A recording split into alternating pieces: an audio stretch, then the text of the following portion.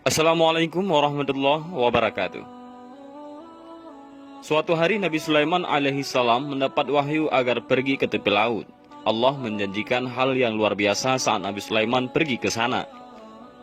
Maka berangkatlah Nabi Sulaiman beserta rombongannya yang terdiri dari manusia dan jin. Sesampainya di sana, tidak ditemui hal yang luar biasa yang mampu memenuhi rasa penasarannya. Maka Nabi Sulaiman meminta jin Ifrit untuk melihat ke dalam laut. Ketika akhirnya jin Ifrit kembali lagi ke hadapan Nabi Sulaiman, jin tersebut bersaksi bahwa ia tidak menemukan hal apapun di dalam laut. Lantas, Nabi Sulaiman meminta jin lain melakukan hal yang sama. Namun, lagi-lagi tidak didapati hal yang luar biasa di dalam laut. Karena tak mampu memuaskan rasa penasarannya, kemudian Nabi Sulaiman meminta Asif Barkhia, yakni mantrinya, untuk berdoa kepada Allah agar diberi tahu apa yang terjadi di dalam laut. Asif Barkhia inilah orang yang disebut di dalam Al-Quran surat An-Naml ayat 40. Dirinya merupakan seorang waliullah yang doanya diijabah oleh Allah. Setelah Asif berdoa, tiba-tiba datang sebuah pintu yang muncul dari dalam laut. Di atas pintu tersebut terdapat sebuah kubah yang mempunyai 4 pintu.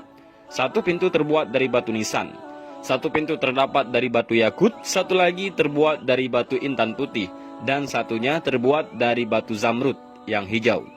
Saat keempat pintu tadi terbuka, tak ada satupun tetes air yang berasal dari dalamnya. Padahal, dengan jelas Nabi Sulaiman melihat pintu tersebut berasal dari dalam laut yang sama yang jin Ifrit selami sebelumnya.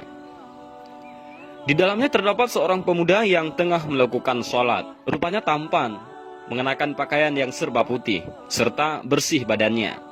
Nabi Sulaiman memutuskan masuk ke dalamnya. Ia memberi salam sehingga pemuda itu mempercepat salatnya dan menjawab salam Nabi Sulaiman. "Apa yang menyebabkan engkau berada di dasar laut ini?" tanya Nabi Sulaiman.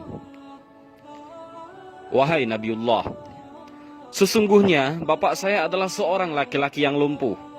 Sementara ibu saya adalah seorang wanita yang buta. Saya merawat keduanya selama 70 tahun dengan kasih sayang. Ketika ajal menjemput ibu saya berdoa, 'Ya Allah, panjangkanlah umur anakku dalam keadaan selalu bertakwa kepadamu.'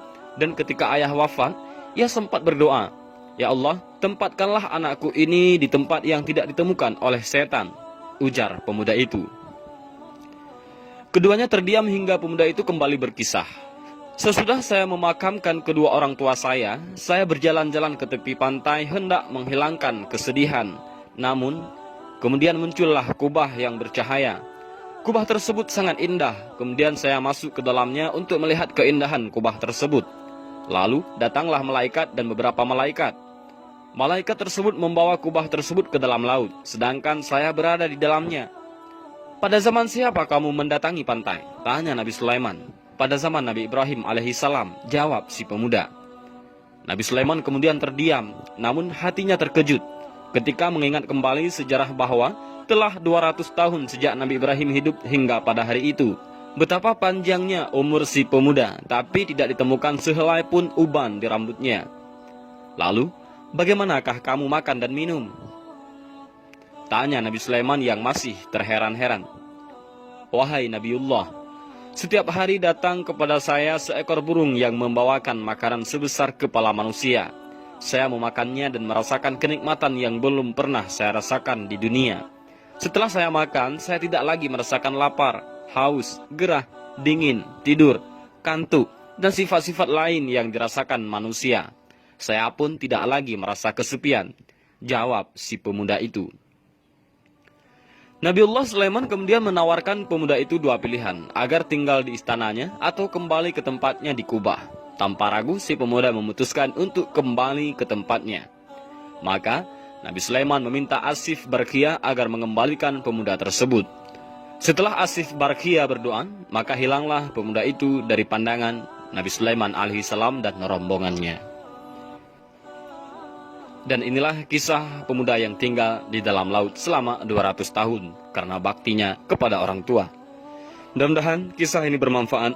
Wallahu a'lam bishawab. Assalamualaikum warahmatullahi wabarakatuh.